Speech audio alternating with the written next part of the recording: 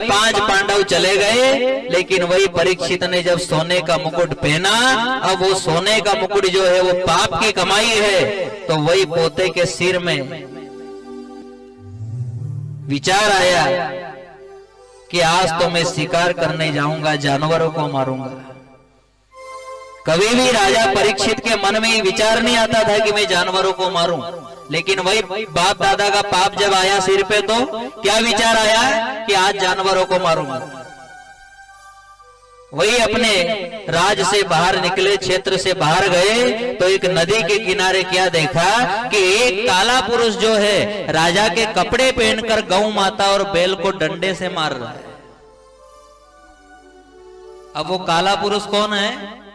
वो है कलयुग, और जो गाय है वो है धरती मैया, और जो बैल है वो धर्म का रूप है जो एक पैर पर खड़ा है। और आज भी धर्म एक पैर पे खड़ा है, लंगड़ा है धर्म। अभी अगर ये चर्चा हो जाए नहीं कि नाचवा वाले ने ले रहा है, तो बूढ़ा बड़ा डोकरा भी ही जाएगा।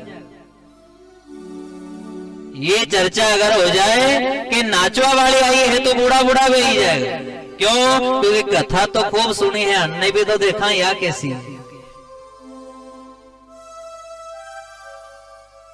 क्योंकि वहां कलयुग है, और ये धर्म का काम जो है ये बड़ा ही लंगड़ा काम है।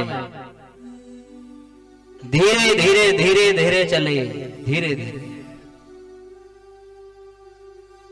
वही राजा ने देखा कि एक काला पुरुष जो है डंडे से गौ माता को पीट रहा है, बैल को मार रहा है। तो वही राजा परीक्षित ने विचार किया कि मेरे राज्य में ये कौन आया ऐसा राक्षस जो गौ माता को मार रहा है।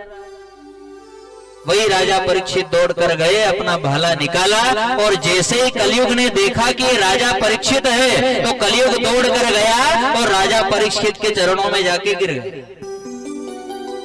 अब कथा कह रही है कि पापी के घर का अन्न भी कभी मत खाओ, क्योंकि जैसे घर का खाओगा अन्न, ऐसा होगा आपका मन। जैसे घर का पियोगा पानी, ऐसी हो जाएगी आपकी वाणी।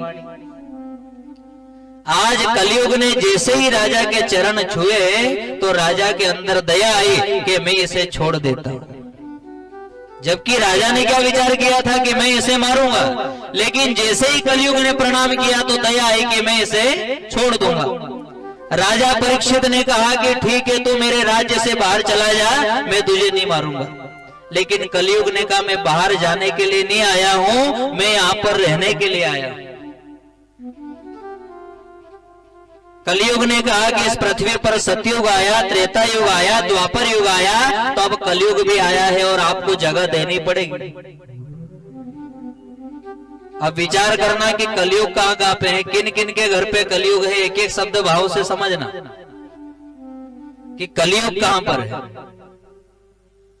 राजा परीक्षित ने कलयुग को 4 जगह दी है। कितनी जगह? 4 जगह। सबसे पहली जगह दी है शराब का ठेका। कलयुग की पहली जगह कहां है? शराब का ठेका।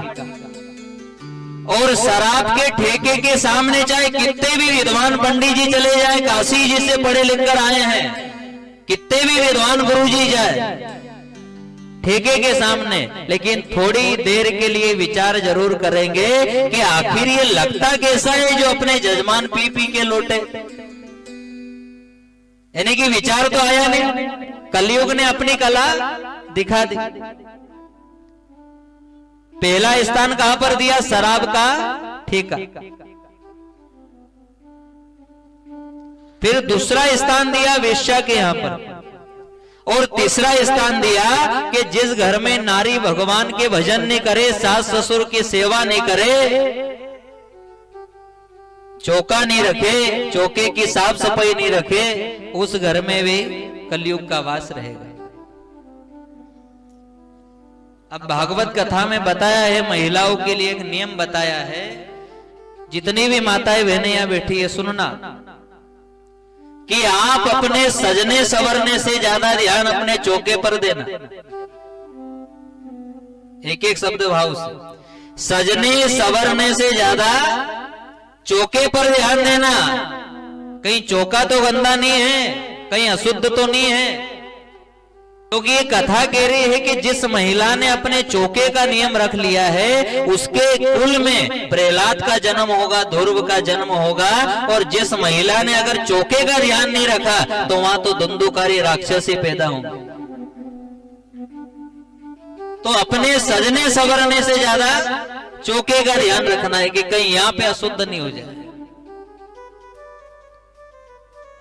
जिस घर में महिला भगवान के भजन नहीं करे, तुलसी मैया को जल नहीं चढ़ाए, वहां पर भी कलयुग का वास बताया है। फिर चौथी जगह बताई कि जहां पर अधर्म होता हो। अधर्म कैसा? जैसे नाचने वाली आए, वो भी अधर्म है। क्योंकि नाचने वाली अगर गांव में आई है तो उससे क्या लोगों के अंदर अच्छे संस्कार जाएंगे? क्या बाल बच्चों के अंदर अच्छे संस्कार जाएंगे? जब बूढ़ा बूढ़ा डोकरा भी कह रहा मजा आई गया तो छोरा कहीं करेगा? विचार करो कि बूढ़ा बूढ़ा भाषा पे पैसा ऊंचा करे ने बोले आज तो मजा आई गया, तो फिर बाल बच्चा कहीं करेगा? वो भी कलयुग की जगह है।